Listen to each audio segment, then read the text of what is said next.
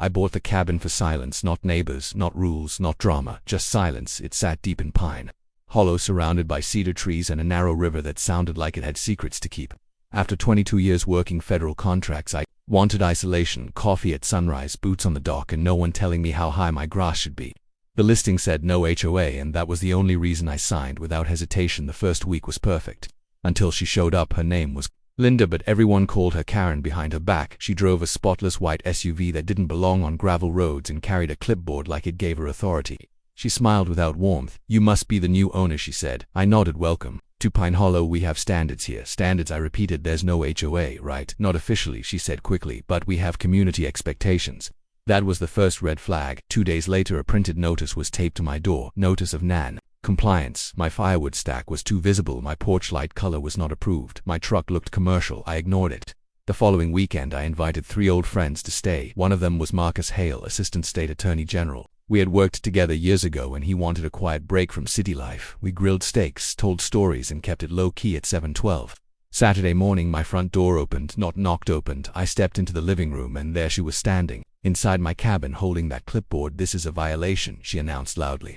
"You cannot operate short-term rentals in this community." I stared at her. "This is my home." She scanned the room. Multiple vehicles, strangers, excessive noise. After 10, Marcus walked in holding his coffee.com and observant. "Ma'am, are you part of a legally registered homeowners association?" he asked. She hesitated. "Not exactly." "Then on what authority are you entering private property without consent?" Her confidence slipped. "The door was unlocked," she said. "That does not make it public," I replied. She straightened. "I will be reporting this."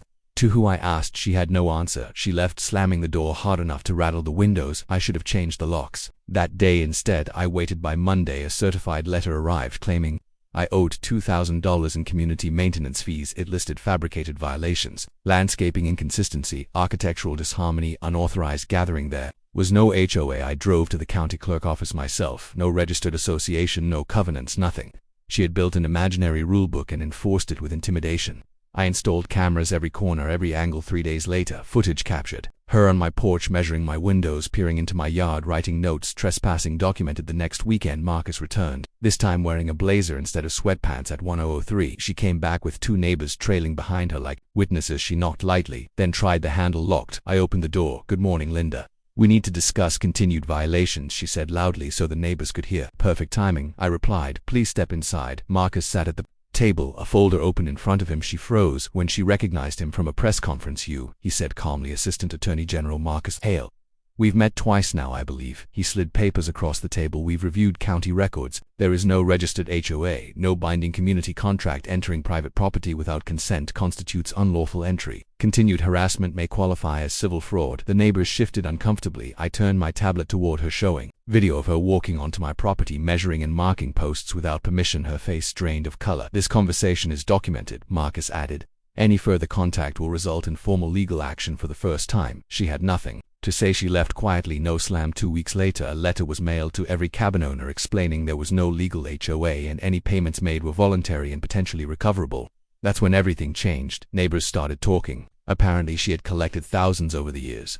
Landscaping fees, decor compliance, structural assessments, none legal. The SUV stopped driving past my cabin. The clipboard disappeared. Eventually, a for sale sign appeared in her yard. It leaned slightly crooked. No one fixed it. Pine Hollow became quiet again, not because she allowed it, but because someone finally said no. She thought I was just another cabin owner, someone easy to pressure, someone who would write checks to avoid conflict. She never imagined who might be sitting at my kitchen table when she walked in without knocking, and she never entered my cabin again. If you want, I can now extend this into a full 40-minute deep attention version with more psychological build-up and community fallout, or push it to 60 minutes. Ultra slow burn style for higher watch time on your channel. Just a voiceover title. HOA Karen entered my cabin without knocking. She picked the wrong house. I bought the cabin for silence, not neighbors, not rules, not drama, just silence. After 22 years working contracts that kept me around serious people in serious rooms, I wanted trees and water and mornings that belonged to no one but me. Pine Hollow was supposed to be that place. The listing, what's clear: no HOA, no shared governance, no committees. I read that line 3 times before I signed.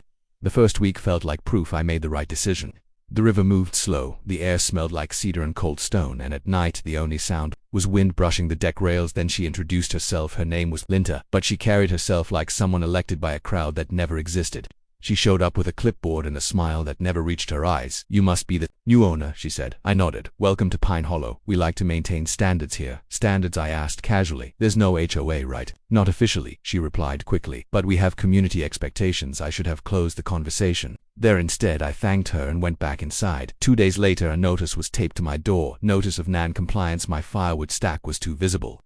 My porch light was not the approved shade. My truck looked commercial. I laughed and threw it away. The following weekend, I invited 3 old friends up for a quiet stay. One of them was Marcus Hale, Assistant State Attorney General, a man who spent his career dismantling people who believed authority could be invented. We grilled steaks, kept the music low, and turned in early at 7:12. The next morning, my front door opened. Not knocked, opened. I stepped into the living room, and there she was standing on my rug like she owned it, holding that clipboard.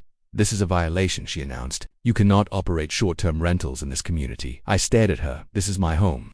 She gestured toward the hallway. "Multiple vehicles, strangers, excessive activity after 10.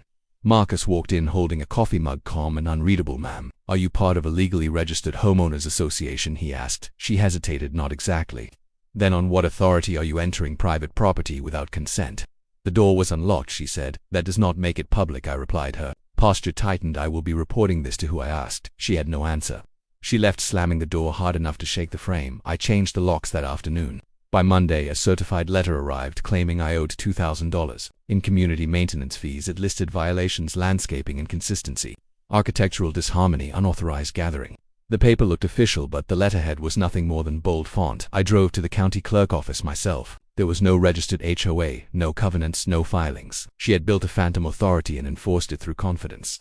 I installed cameras that same day, covering every angle of my porch, driveway, and dock. 3 days later, footage showed her walking onto my property with a measuring tape, crouching near my steps, taking photos, writing notes, like she was preparing a case. Trespass recorded. The next weekend, Marcus returned, this time wearing a blazer, carrying a folder. At 10:03 she came back with 2 neighbors behind her as witnesses. She knocked once, then tried the handle. It did not move. I opened the door. "Good morning, Linda.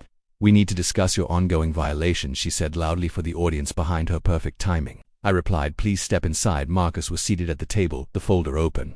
She froze when she recognized him from a recent press conference. "You," he said calmly, "Assistant Attorney General Marcus Hale." We seem to keep crossing paths. He slid a document across the table. We reviewed county records. There is no registered homeowners association, no binding contract, no enforcement authority. Entering a private residence without consent constitutes unlawful entry. Repeated intimidation for fabricated fees may qualify as civil fraud. The neighbors shifted uncomfortably. I turned a tablet toward her, showing footage of her measuring my windows, stepping onto my dock, marking posts without permission. Her confidence drained. "This conversation is documented," Marcus continued. "If harassment persists, formal action will follow." She stood silent for the first time since I moved in. Then she walked out without slamming the door. 2 weeks later, every cabin owner received a letter clarifying there was no legal HOA and advising them to review any payments made. The community began talking quietly. Apparently she had collected thousands over the years. Landscaping coordination, seasonal decor compliance, structural harmony assessments, none enforceable. The white SUV stopped circling the loop. The clipboard vanished. A month later, a for sale sign appeared in her yard, leaning slightly crooked. No one corrected it. Pine Hollow returned to silence. The river kept moving. The wind